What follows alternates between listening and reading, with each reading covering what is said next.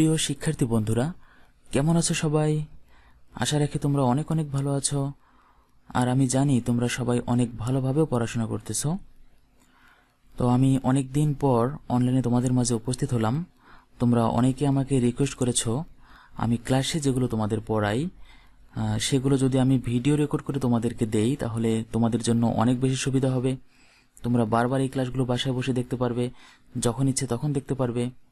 তো তোমাদের এই কথার প্রেক্ষিতে আমি ক্লাসগুলো রেকর্ড করলাম যেন তোমরা আরও বেশি উপকৃত হতে পারো। তো আজ আমরা প্রথম পত্রের নবম অধ্যায়ের পর্যায়ক্রমিক অন্তরীকরণ নিয়ে আলোচনা করব। এই নবম অধ্যায়ের অর্থাৎ চ্যাপ্টার 9-এর অনেকগুলো পার্ট রয়েছে। 9A, 9B, 9C, এভাবে 9A থেকে শুরু করে 9I পর্যন্ত মোট 9টি অনুশীলনী এখানে রয়েছে। আমি এখানে একটি কথা বলে রাখি, তোমরা হয়তো সবাই জানো বাজারে অনেক রাইটারের বই রয়েছে। বিভিন্ন রাইটারের বইয়ে এই অনুশীলনীগুলো একটু কম বেশি হয়ে থাকে। যেমন আমরা আজ যে পর্যায়ক্রমিক অন্তরীকরণ আলোচনা করব, এই অনুশীলনীটি কোনো রাইটারের বইয়ে 9F-এ রয়েছে, আবার হয়তো অন্য রাইটারের বইয়ে 9G-তে রয়েছে। তো যাই হোক, তোমরা বিষয়গুলো একটু অ্যাডজাস্ট করে নিও। আর তোমরা সকলেই জানো যে আমি তোমাদেরকে সকল চ্যাপ্টারে হ্যান্ড নোট দিয়ে থাকি। তো আমার হ্যান্ড নোটে এই অনুশীলনীটি 9F-এর অন্তর্ভুক্ত। তোমরা যখন এই ক্লাসটি করবে তখন হ্যান্ড নোটটি সামনে রেখে দিও, তাহলে তোমাদের জন্য আরও অনেক বেশি সুবিধা হবে বুঝতে। আর যাদের কাছে হ্যান্ড নোটটি নেই তাদেরও কোনো সমস্যা হবে না, কারণ এই ভিডিওতে তোমরা এখানে আমার সম্পূর্ণ হ্যান্ড নোটটি পেয়ে যাবে। আমি এই চ্যাপ্টারের হ্যান্ড নোটটি এক নজরে তোমাদেরকে একটু দেখিয়ে দিচ্ছি। তো এই হচ্ছে হ্যান্ড নোট। তোমরা এখানে বইয়ের গুরুত্বপূর্ণ সকল অঙ্কই পেয়ে যাবে। আমি এক নজরে তোমাদেরকে সম্পূর্ণ হ্যান্ড নোটটি একবার একটু দেখিয়ে দিচ্ছি, তোমরা দেখো। এখানে সমস্ত অঙ্ক, এখানে বইয়ের গুরুত্বপূর্ণ সকল অঙ্ক এখানে রয়েছে, এবং রিসেন্ট বছরগুলোতে সৃজনশীল প্রশ্ন যেগুলো আছে সেগুলো এখানে অন্তর্ভুক্ত করা আছে। সবটাই তোমরা পেয়ে যাবে। দেখো, যেমন দেখো, লাস্ট 2024 সালে তো পরীক্ষা হয়নি, তোমরা জানো। 2023 সাল পর্যন্ত যে পরীক্ষা হয়েছে সেই 23 সালের প্রশ্ন এখানে অ্যাড করা আছে। তো যাই হোক, এখানে প্রতিটা অঙ্ক ডিটেলসে বোঝাই দেওয়া আছে। তারপর আমি যখন ক্লাসগুলো তোমাদেরকে এখন করাবো, আমি প্রতিটা অঙ্ক ভেঙে ভেঙে একদম বেসিক থেকে শুরু করে প্রতিটা লাইন আমি তোমাদেরকে বুঝিয়ে দেব। তো যাই হোক, তোমরা দেখো, আমি তোমাদেরকে সাপোজ এখানে একটা অঙ্ক দেখাচ্ছি। সাপোজ এই যে এই অঙ্কটি এখানে করে দেওয়া আছে, 15 নম্বর যে অঙ্কটা, এই অঙ্কটা তোমরা এখানে দেখো। এটা তোমরা এখানে করতে পারলা, আমি তোমাদেরকে এখানে ব্যাখ্যা সহকারে সলিউশন করে দিয়েছি। তো আবার এই 15 নম্বর অঙ্ক যেটা আছে এখানে, এই অঙ্কটা এটা করার পর তোমরা দেখবা এখানে যে বোর্ড পরীক্ষায় আবার কিভাবে আসতে পারে অঙ্কটা, আমি সেটি আবার এখানে উল্লেখ করে দিয়েছি। দেখো, এখানে লেখা আছে প্রশ্নটি পরীক্ষায় যেভাবে আসতে পারে সেটি এখানে উল্লেখ করে দিয়েছি। তো তোমরা এগুলো করার পর তোমাদেরকে আবার আমি একটা হোমওয়ার্ক দিয়ে দিয়েছি, সেম ভাবে তোমরা আরেকটা করতে পারবা। এই হোমওয়ার্কটি এখানে করে দেওয়া আছে। তো যাই হোক, এক কথায় এখানে অনেক ব্যতিক্রমভাবে সবকিছু সাজানো আছে। ফাইনাল পরীক্ষার চূড়ান্ত প্রস্তুতির জন্য এই হ্যান্ড নোটটি তোমাদের অনেক অনেক বেশি হেল্পফুল হবে। অন্য কোনো সহায়ক বইয়ের আর কোনো প্রয়োজন হবে না, কারণ আমরা বলতে পারি এরকম একটি হ্যান্ড নোট পুরো বাংলাদেশে এটি প্রথম। আমরা এখন আমাদের মূল আলোচনায় ফিরে যাচ্ছি। আমরা আমাদের ক্লাস শুরু করব এখন। তো তোমরা খুব মনোযোগ দিয়ে খাতা কলম নিয়ে বসে একদম লাইভ ক্লাস যেভাবে করে, যে তুমি ক্লাসে বসে যেভাবে ক্লাস করো, এখনই ক্লাসটি এভাবেই করবে। একদম খাতা কলম সঙ্গে নিয়ে রাখবে।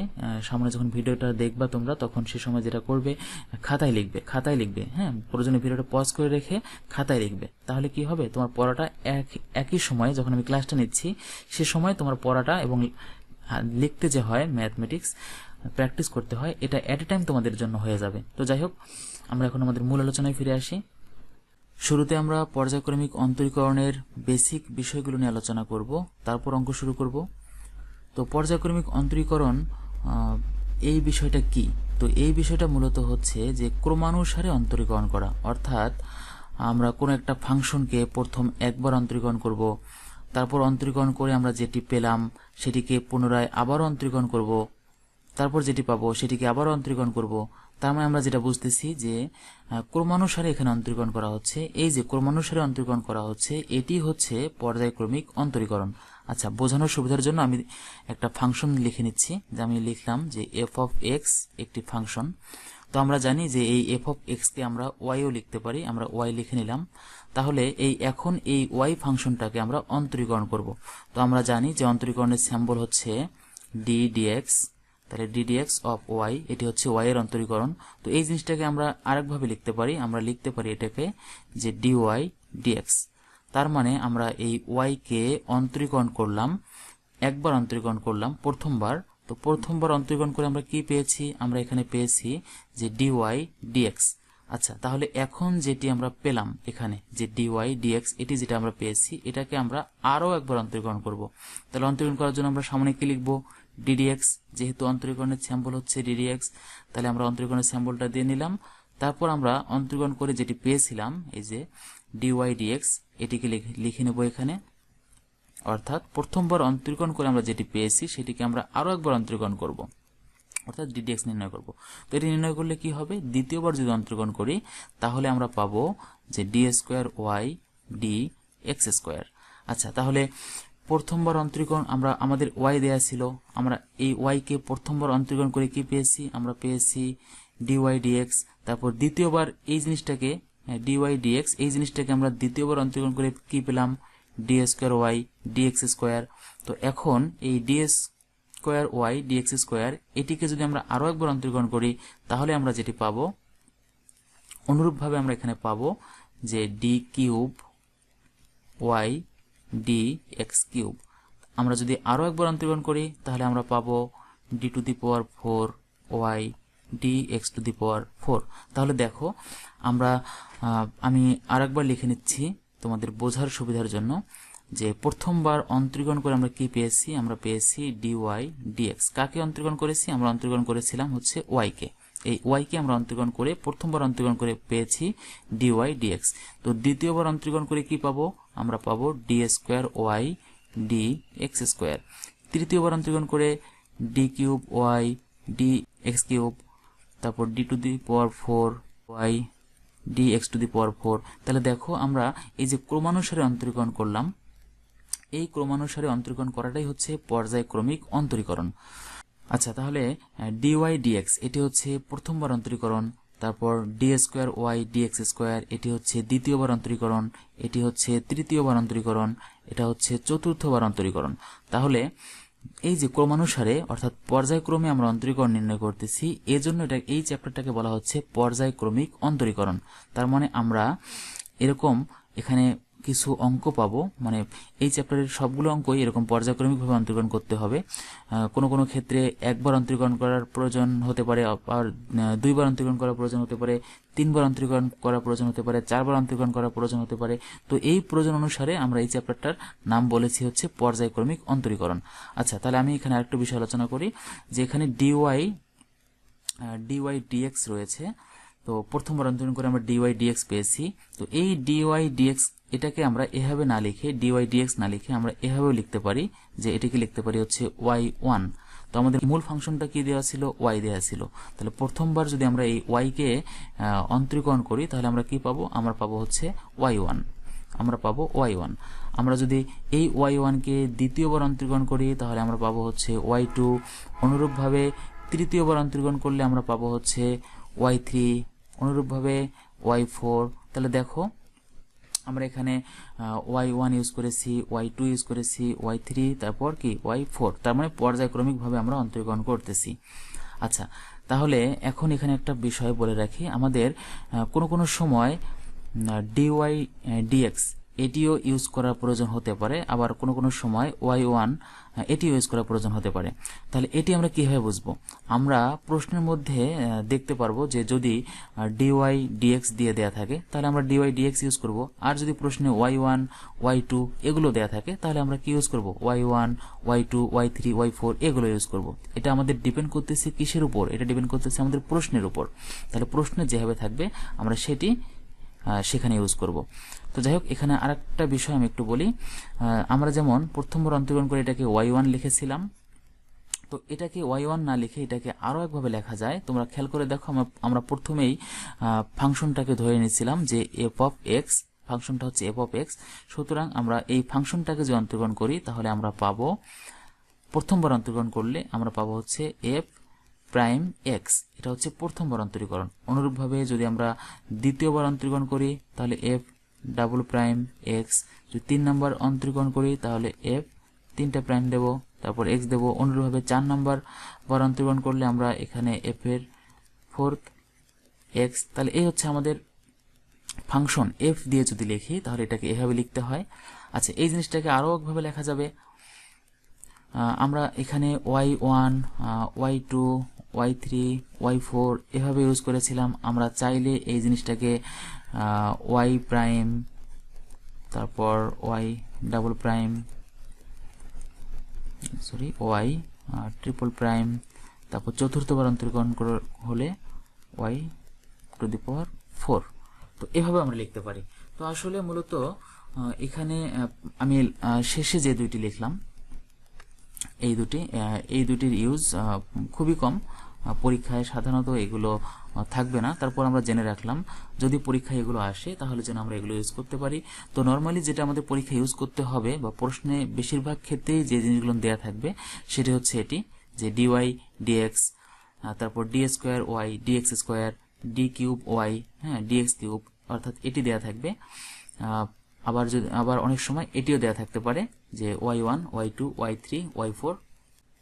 তো যাই হোক, এই হচ্ছে আমাদের পর্যায়ক্রমিক অন্তরীকরণের বেসিক বিষয়। এগুলো হচ্ছে এখানে যে আমি লিখেছি ডিওয়াই ডিএক্স লিখেছি, তো এগুলো মূলত হচ্ছে স্যাম্বল।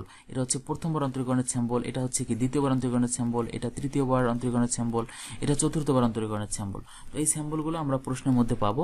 তো সেই অনুযায়ী আমরা কতবার অন্তরীকরণ করতে হবে সেটা আমরা প্রশ্ন দেখেই বুঝতে পারবো যে এই অঙ্কটাতে এতবার করে অন্তরীকরণ করতে হবে। তো আমরা এখন সরাসরি অঙ্কে চলে যাই, অঙ্কে গেলে আমরা বুঝতে পারবো। তাহলে আমরা অঙ্ক শুরু করি। তোমরা একটু প্রশ্নটা পড়ে নাও, এখানে একটা প্রশ্ন লেখা আছে, প্রশ্নটা তোমরা একটু পড়ে নাও। যে প্রশ্নটা দেয়া আছে যে y equal to p x plus q by x হলে দেখাও যে, এখানে একটা প্রমাণ দেয়া আছে, আমাদেরকে এই প্রমাণটি করতে হবে।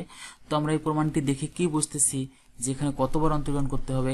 আমি একটু আগে আলোচনা করে এসেছিলাম, তোমরা সেটা জানো যে d square y by d x square যদি থাকে তার মানে এটা কি দ্বিতীয়বার অন্তরীকরণ, যেহেতু এখানে স্কোয়ার আছে তার মানে দুইবার অন্তরীকরণ করতে হবে। তো এই অঙ্কের মধ্যে সর্বোচ্চ আমরা দুইবার অন্তরীকরণ করব। তো প্রশ্ন দেখে আমরা এটাই বুঝতেছি। তো যাই হোক, এখন অঙ্ক শুরু করার জন্য আমরা প্রথমে লিখে নেব যে দেয়া আছে, যেটা আমাদের এখানে দেয়া ছিল সেটি আমরা এখানে লিখে নেব। তারপর যেহেতু এখানে দুইবার অন্তরীকরণ করতে হবে, সুতরাং আমরা এখানে একটা ভাষা লিখে নেব যে এক্স এর সাপেক্ষে পর্যায়ক্রমিক অন্তরীকরণ করে পাই, আমরা এটি লিখলাম। তো এখন আমরা এটিকে অন্তরীকরণ করব, অর্থাৎ এই যে আমাদের যেটি আমরা দেয়া আছে লিখলাম এটিকে অন্তরীকরণ করব। তো আমরা একটু আগে শিখে এসেছি যে ওয়াই কে অন্তরীকরণ করলে কি পাওয়া যায়। ওয়াই কে অন্তরীকরণ করলে আমরা পাবো হচ্ছে ডিওয়াই ডিএক্স ইকুয়াল টু, এখন আমরা এই যে রাইট সাইডে যেটি আছে এটিকে অন্তরীকরণ করব p x plus q by x, এটিকে অন্তরীকরণ করব। তো পি এক্স কে অন্তরীকরণ করলে হবে শুধু পি প্লাস, এই প্লাস যে চিহ্নটা এখানে আছে সেই প্লাসটা আমরা এখানে দিয়ে নিলাম, প্লাস কিউ বাই এক্স কে অন্তরীকরণ করলে পাবো minus q by x square. আচ্ছা ঠিক আছে, তাহলে এখন এই যে minus q by x square এটি কিভাবে হলো এটি বোঝানোর জন্য তোমাদেরকে আমি একটু এক্সাম্পল দিচ্ছি। তার আগে একটা কথা বলে নেই যে এই বিষয়গুলো মূলত হচ্ছে আমরা যে বেসিক ক্লাসে যেগুলো পড়েছিলাম, পর্যায়ক্রমিক অন্তরীকরণ শুরু করার আগে আমরা অন্তরীকরণের অনেকগুলো বেসিক ক্লাস করেছি। তো তোমরা অবশ্যই সেই বেসিক ক্লাসগুলো আগে দেখে নিবে, তারপর তোমরা যদি এইটি করো তাহলে কিন্তু সরাসরি বুঝতে পারবে। তো যেহেতু আমি বলেছিলাম যে আমি এখানে প্রতিটি লাইন ভেঙে ভেঙে বোঝাই দেব, তো সুতরাং আমি যতটুকু সম্ভব চেষ্টা করব যত অল্প সময়ের মধ্যে বোঝাই দেওয়া যায়। তোমরা একটু তাহলে খেয়াল করো যে আমি এটিও বোঝাই দিচ্ছি এখানে। তো আমরা ডিএক্স 1/x আমরা এটিকে অন্তরীকরণ করব। তো ডিডিএক্স 1/x এটি কিন্তু সূত্র আছে, আমি যখন সূত্রগুলো তোমাদেরকে বুঝিয়েছিলাম তো সেখানে এটি আলোচনা করেছি যে 1/x কে অন্তরীকরণ করলে কি হবে মাইনাস 1/x স্কোয়ার। তো ডিডিএক্স 1/x অর্থাৎ 1/x কে অন্তরীকরণ করলে আমরা পাবো হচ্ছে মাইনাস 1/x স্কোয়ার। তো এখন মাইনাস 1/x স্কোয়ার এটি কিভাবে হলো, তো এটি তোমাদেরকে আরেকবার আমি একটু আলোচনা করে দেই। যে আমি ডিডিএক্স এখানে লিখলাম, তাহলে 1/x কে কি লিখতে পারি, 1/x কে লিখতে পারি হচ্ছে x ইনভার্স 1। আচ্ছা ওকে, x ইনভার্স 1। তো এখন আমরা কিন্তু একটা সূত্র জানি, সূত্রটা একটু লিখে নিচ্ছি। যে অন্তরীকরণের যে মূল সূত্রটা, প্রথম যে সূত্রটা আমরা পড়েছিলাম যে d d x x to the power n, অর্থাৎ এক্স টু দি পাওয়ার এন কে অন্তরীকরণ করলে এন সামনে আসবে, অর্থাৎ পাওয়ার সামনে আসবে, তাহলে n into x to the power n minus 1, এটি হচ্ছে আমাদের সূত্র d d x x to the power n এর সূত্র। তো এই সূত্রটাকে আমরা আমরা এই সূত্রটাকে এখানে অ্যাপ্লাই করব। তাহলে এখানে n এর মানটা কত, n এর মানটা এখানে হচ্ছে -1, তাহলে পাওয়ারটা সামনে আসবে, তাহলে পাওয়ার সামনে এসে কি হবে -1 into x to the power n-1, তাহলে n এর মান কত -1 এবং সূত্রের -1। তাহলে আমরা এটিকে লিখতে পারি যে এখানে -1 ছিল, তো 1টা লেখার দরকার নেই, আমরা শুধুমাত্র মাইনাস লিখলাম, তাহলে x ইনভার্স 2 হবে। তাহলে ইনভার্সটাকে আমরা 1 দিয়ে লিখতে পারি, তাহলে -1/x²। এই হচ্ছে আমাদের বিষয় যে আমরা ddx 1/x এটিকে যদি অন্তরীকরণ করি তাহলে কি পাবো, -1/x², আমরা এটি পাবো। ঠিক আছে, তো সেই কাজটি আমরা এখানে করেছি যে q/x, তো কিউটা তো কনস্ট্যান্ট, কিউটা গুণ অবস্থায় থাকবে, তো কিউটা আমরা সামনে থাকলো, তাহলে 1/x করলে কি পাবো, -1/x²। তাহলে -1/x², আর কিউটা যেহেতু ছিল কনস্ট্যান্ট সেহেতু কিউটা উপরে গুণ অবস্থায় থাকলো। তাহলে আমরা এখানে এটিকে এভাবে পেয়েছি যে -q/x²। আচ্ছা, ওকে, ডান। তাহলে এখন আমরা পরের লাইনে এটাকে লিখতে পারি যে dy dx equal to p minus q/x²। আচ্ছা, তাহলে প্রথমবার অন্তরীকরণ করা আমাদের হয়ে গেল। এখন আমরা আরো একবার অন্তরীকরণ করব, যেহেতু প্রশ্নের মধ্যে এখানে দ্বিতীয়বার অন্তরীকরণ করতে হবে এটি এখানে বলে দেওয়া আছে, সুতরাং আমরা এখানে আরো একবার অন্তরীকরণ করব। অতএব তাহলে এই dy dx কে দ্বিতীয়বার অন্তরীকরণ করলে কি পাই, আমরা একটু আগে আলোচনা করে এসেছি। দ্বিতীয়বার অন্তরীকরণ করলে আমরা পাবো d²y/dx² ইকুয়াল টু, আচ্ছা এখন এই p কে অন্তরীকরণ করলে কি পাবো, p হচ্ছে কনস্ট্যান্ট, আমরা জানি কনস্ট্যান্টকে অন্তরীকরণ করলে 0 পাওয়া যায়, তাহলে আমরা এখানে 0 লিখব, তাহলে 0, তারপর মাইনাসটা দিয়ে নিলাম, তারপর এখানে কি আছে, এখানে আছে q/x², তো q/x² কে অন্তরীকরণ করলে আমরা পাবো -2q/x³, তাহলে q/x² কে অন্তরীকরণ করলে এটা পাই। তো এই জিনিসটাও আমি একটু তোমাদেরকে বুঝিয়ে দিচ্ছি, আমি কালারটা চেঞ্জ করে নিচ্ছি, নীল কালারে লিখবো q/x², তো এইটাকে আমরা অন্তরীকরণ করব, ddx করব। আচ্ছা, তাহলে কিউটা যেহেতু কনস্ট্যান্ট, কিউটাকে আমরা বাইরে রাখলাম, তাহলে থাকতেছে কি ddx, আচ্ছা x 1/x², এটাকে যদি আমরা উপরে তুলে দেই তাহলে কি হবে, x ইনভার্স 2 হবে। তাহলে এখন আবারও আগের এই সূত্রের মতো হয়ে গেল, x to the power n এর সূত্র, তাহলে পাওয়ারটা সামনে আসবে। আচ্ছা, তাহলে কিউ থাকলো, এখানে কিউ থাক, তাহলে পাওয়ার সামনে আসবে, পাওয়ার কত -2, তাহলে -2কে আমি ইনটু দিয়ে লিখে নিলাম, তারপর x এর পাওয়ার হবে -2 -1, তার মানে আচ্ছা এই যে -2q লিখতে পারি আমরা এটাকে, তাহলে -2q লিখে নিলাম, -2q ইনটু, তাহলে এটাকে আমরা লিখতে পারি x ইনভার্স 3। তো এই জিনিসটাকে যদি আমরা সাজাই লিখি এখন, তাহলে সাজাই লিখলে আমরা পাবো যে -2q, উপরে হচ্ছে 2q, নিচে কত আসবে x³। তো এই হচ্ছে আমাদের -2q/x³। কাকে অন্তরীকরণ করে পেয়েছি আমরা এটাকে অন্তরীকরণ করে পেয়েছি, অর্থাৎ এখানে যে ছিল q/x², এটাকে আমরা অন্তরীকরণ করে কি পেলাম, এটাকে আমরা পেলাম হচ্ছে -2q/x³। তো যাই হোক, এখন এটাকে আমরা মাইনাসটা গুণ করে দিয়ে লিখি, তাহলে মাইনাসে মাইনাস, এই মাইনাস আর এই মাইনাস গুণ করলে কত হবে, প্লাস হবে। তাহলে এখানে আমরা পাচ্ছি যে 2q/x³। ঠিক আছে, তাহলে এটি হচ্ছে কার মান, এটা হচ্ছে দ্বিতীয়বার অন্তরীকরণ করলাম যেটা তার মান, তার মানে d²y/dx²। আচ্ছা, ওকে, তাহলে আমাদের এখানে দুইটা কাজ হয়ে গেল। আমরা প্রথমবার যখন অন্তরীকরণ করেছি তখন আমরা কি পেয়েছি, আমরা পেয়েছিলাম হচ্ছে এটা ছিল প্রথমবার অন্তরীকরণ করার মান। তারপর 2 নম্বর বার যখন অন্তরীকরণ করেছি তখন আমরা এটা পেয়েছি এখানে। তো এখন আমরা এই দুইটাকে এখন আমরা এই প্রমাণের লেফট হ্যান্ড সাইডে বসাই দেব, বসাই দিলে আমাদের রাইট হ্যান্ড সাইডটা প্রমাণ হয়ে যাবে। তো আমরা এখন লেফট হ্যান্ড সাইডটা লিখে নিচ্ছি। তো লেফট হ্যান্ড সাইড দেওয়া আছে, আমরা একটু দেখে নেই যে কি কি দেওয়া আছে। আচ্ছা, তাহলে লেফট হ্যান্ড সাইডটা আমরা লিখে নিচ্ছি। লেফট হ্যান্ড সাইডে দেওয়া আছে x into d²y dx² plus 2 into dy dx, তাহলে এটা হচ্ছে আমাদের লেফট হ্যান্ড সাইড। এখন আমরা এই যে অন্তরীকরণ করে যে মানগুলো বের করেছি সেই মানগুলো এখানে বসাই দেব। তাহলে এখানে আমরা লিখতে পারতেছি x ইন্টু, তাহলে এটা হচ্ছে সেকেন্ড ডিফারেন্সিয়েশন। তো সেকেন্ড ডিফারেন্সিয়েশনের মান আমরা কত পেয়েছি, 2q/x³। তাহলে এখানে আমরা মানটা বসাবো যে 2q/x³ plus 2 into dy dx. তাহলে ডিওয়াই ডিএক্স এর মান কত পেয়েছি? ডিওয়াই ডিএক্স এর মান আমরা পেয়েছিলাম, এই যে এখানে দেখো ডিওয়াই ডিএক্স এর মান আমরা পেয়েছি যে p minus q by x square. তো আচ্ছা, এখানে যে কাজটা করা যায়, এইখানে এক্স এবং এক্স কিউব আছে, তাহলে এখানকার এক্স এবং এক্স কিউব এটাকে আমরা একটা কাটাকাটি করতে পারি।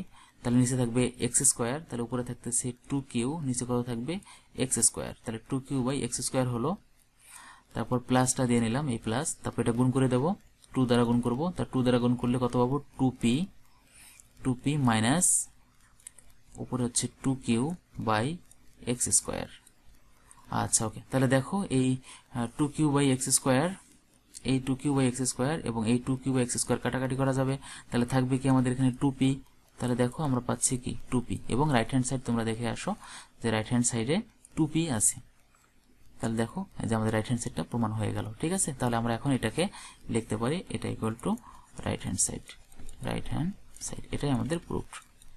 ঠিক আছে, তো আশা রাখি তোমরা খুব ভালোভাবে বুঝতে পেরেছ। তো যদি বুঝতে না পারো, কোনো জায়গায় বুঝতে সমস্যা হয়, তাহলে এই অংশটুকু তোমরা আরো একবার দেখো, দেখলে আরো ক্লিয়ারলি বুঝতে পারবা। এখন আমি যে এখানে অঙ্কটি তোমাদেরকে বুঝিয়ে দিলাম, এখানে লিখলাম, তোমরা এখন এটাকে খাতায় তুলে নাও। তো যদি আমার এই লেখাগুলো বুঝতে অসুবিধা হয়, তাহলে আমি তোমাদের জন্য বলেছিলাম যে আমি আমার হ্যান্ড নোটটা তোমাদেরকে শো করাবো, তো তোমরা এটা দেখেও এটা উঠাই নিতে পারবা। তো আমি এখন সেটি শো করতেছি, তোমরা এখন এখান থেকে দেখে এটি উঠাই নিতে পারো। দেখো এখানে একদম ফ্রেশ ভাবে সম্পূর্ণটাই করে দেওয়া আছে, পুরো অঙ্কটা এখানে আছে। তোমরা এখন ভিডিওটা পজ করে রেখে এইটাকে খাতায় উঠাই নাও। তো শিক্ষার্থী বন্ধুরা, আমাদের পর্যায়ক্রমিক অন্তরীকরণের প্রথম ক্লাসটা এ পর্যন্তই। আশা রাখি ক্লাসটা তোমরা অনেক ভালোভাবে বুঝতে পেরেছো। তারপর যদি কোনো কিছু বুঝতে অসুবিধা হয়, তাহলে আমি বলবো যে তোমরা ক্লাসটি আরো একবার মনোযোগ সহকারে দেখো, তাহলে এখানে কোনো কিছুই তোমাদের আর সমস্যা থাকবে না। তো যাই হোক, আমরা পরবর্তী ক্লাসে আমরা পর্যায়ক্রমিক অন্তরীকরণের অবশিষ্ট যে অঙ্কগুলো আছে আমরা সেগুলো নিয়ে আলোচনা করব। তো সে পর্যন্ত তোমরা নিজেরা প্র্যাকটিস করতে থাকো। তোমাদের সঙ্গে দেখা হবে পরবর্তী ক্লাসে, আর তোমাদের সবার জন্য অনেক অনেক শুভকামনা রইল।